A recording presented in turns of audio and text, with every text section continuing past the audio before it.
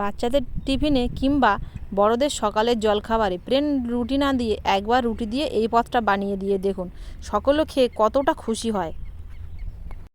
নমস্কার বন্ধুরা, সুপ্রিয়া কিচেনে আবার আপনাদের সবাইকে স্বাগত জানাই আর একটা রেসিপিতে।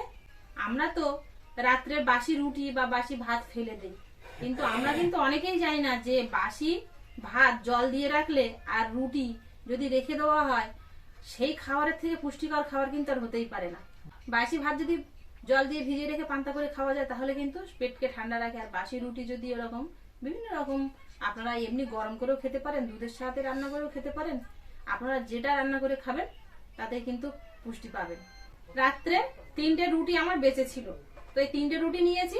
এই 3টে রুটি আজকে এমন ভাবে রান্না করে দেবো বাচ্চারা বুঝতেই পারবে না যেটা রুটি খাচ্ছে না অন্য কিছু।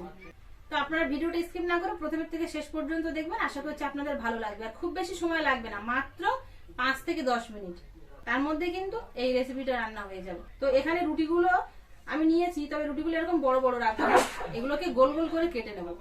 আলাদা পাত্রে আমি একটা রুটি নিয়েছি। এবার এখানে একটা কানাকাটা গ্লাস নিয়েছি। আপনাদের হাতের কাছে গ্লাস বা বাটি এরকম কানাকাটা থাকলে তাই নেবেন। তো এই গ্লাসের সাহায্যেই আমি এবার রুটিগুলো গোল গোল করে কেটে নেব।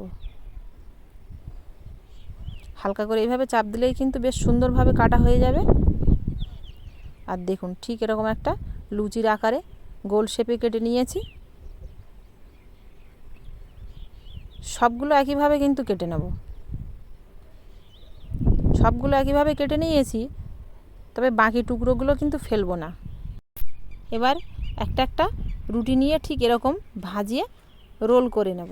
তবে কিন্তু রোলটা এমনভাবে বানাবো যাতে ভেতরটা কিন্তু ফাঁপা থাকে। এবার একটা টোটা সুতোর সাহায্যে এরকম করে খুব ভালোভাবে পেঁচিয়ে নেব।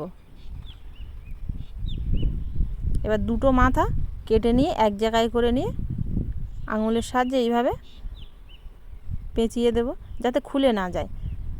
দেখুন, ঠিক এরকম রোল বানিয়ে নিয়েছি। আর সবগুলোই একইভাবে কিন্তু রোল বানিয়ে নেব। আর একইভাবে সবগুলো এরকম সুতো দিয়ে পেঁচিয়ে নেব। তবে সুতোর মুখগুলো এক সাইডে রাখার চেষ্টা করবেন, তাহলে খুব ভালো হবে।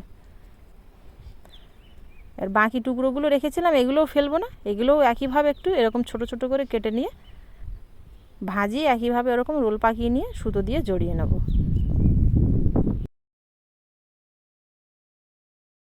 সবগুলো বানিয়ে নিয়েছি, এবার এগুলোকে ভেজে নেব।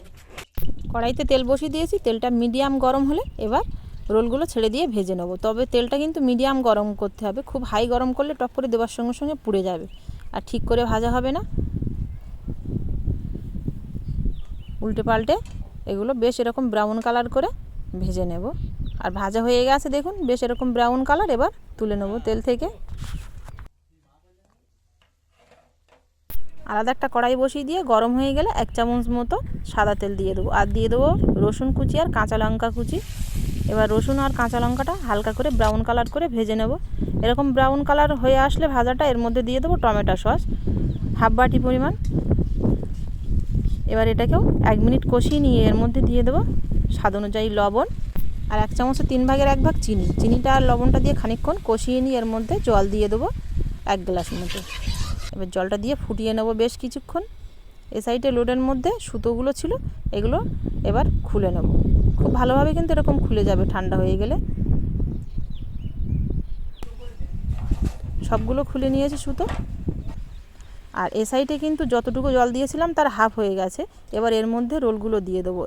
এবার লো ফ্লেমে কিছুক্ষণ রান্না করে নেব যাতে সসগুলো পুরোপুরি রোলের ওই ভেতরের ফাঁপা অংশে পর্যন্ত চলে যায়। তারপরে বেশ এরকম গায়ে গায়ে হয়ে আসলে এটা কিন্তু হয়ে যাবে। তারপরে দেখুন নামিয়ে নিতে হবে।